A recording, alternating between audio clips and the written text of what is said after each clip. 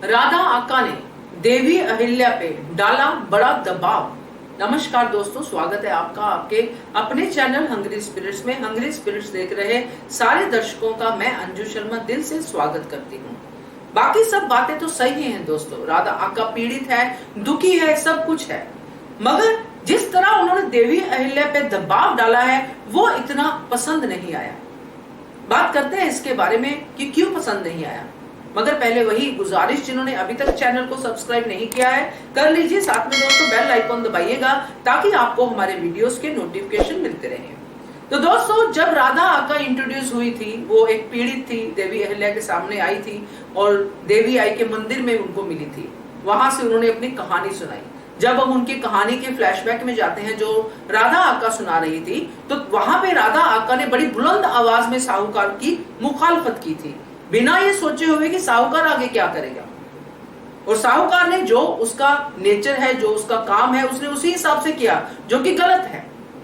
मगर अगर आप गलत को गलत कहते हो बिना अपनी विजडम को यूज किए हुए, तो आप भी तो गलत हुए ना। वहां पे आपने नहीं सोचा कि साहूकार का अगला स्टेप क्या होगा। आपने आवाज बुलंद करने की कोशिश की कि करते हैं हम अन्याय नहीं सहेंगे। और जब साहूकार ने उनके पति को पकड़ लिया तभी वो नील डाउन हो गई। तो ये राधा आका की जो हमने देखी है वो है।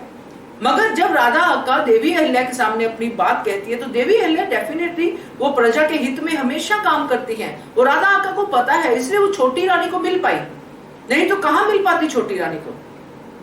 छोटी रानी ने उनका साथ दिया, उनको बताया राइट क्या है, रॉन्ग क्या है, उनको वाड़े में लेके गई, वहां पे उनको सेवक घर में रखा, पूरी तरह से केयर की।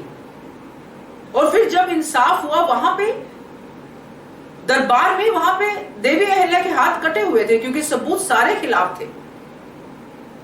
और समय भी नहीं मिला देवी अहिल्या को कि सबूतों के खिलाफ उनको पूरी तरह से तहकीकात कर पाए, क्योंकि उनको पता ही नहीं था कि लखन सिंह पहले पहुंच गया है।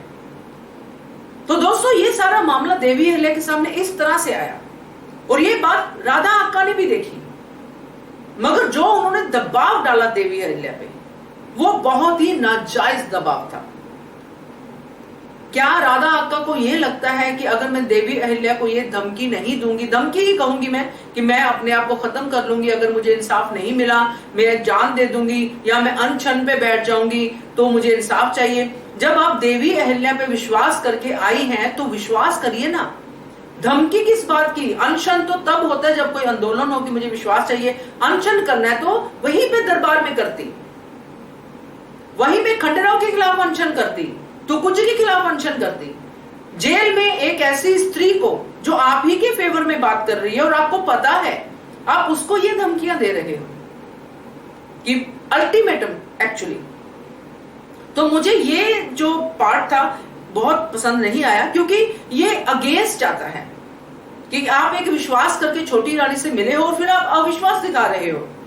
आप बोल रहे हो कि मेरी जान की जिम्मेदारी आपकी होगी, अगर मैं आपने इंसाफ नहीं दिलाया और मैं मरी जाऊंगी, क्योंकि इतने दिन नहीं खाऊंगी खाना, मरी ही जाऊंगी, तो मेरी जो जान जाएगी उसकी रिस्पॉन्सिबल आप होंगी।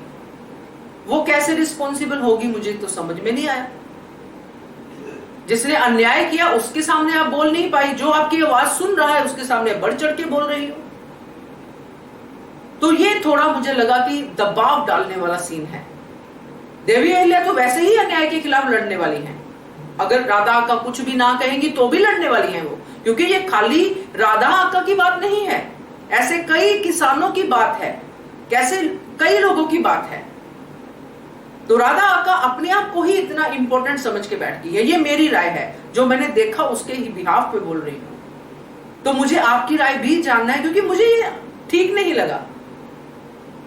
आप बताइए आप क्या कहना चाहते हो, क्योंकि मुझे यही लगा कि घर में तो लोग दबाव डालते ही हैं, अब जो पीड़ित आते हैं, जिनकी देवी अहिल्या सहायता करने के लिए आगे बढ़ती है, वो भी दबाव डाल रहे हैं, धमकियां दे रहे हैं, आंदोलन करने की बात कर रहे हैं। तो मुझे तो थोड़ा सा इससे बदहजमी हुई है। आप बताइए आपका क्या ख्याल है इसके बारे में, कमेंट कीजिए।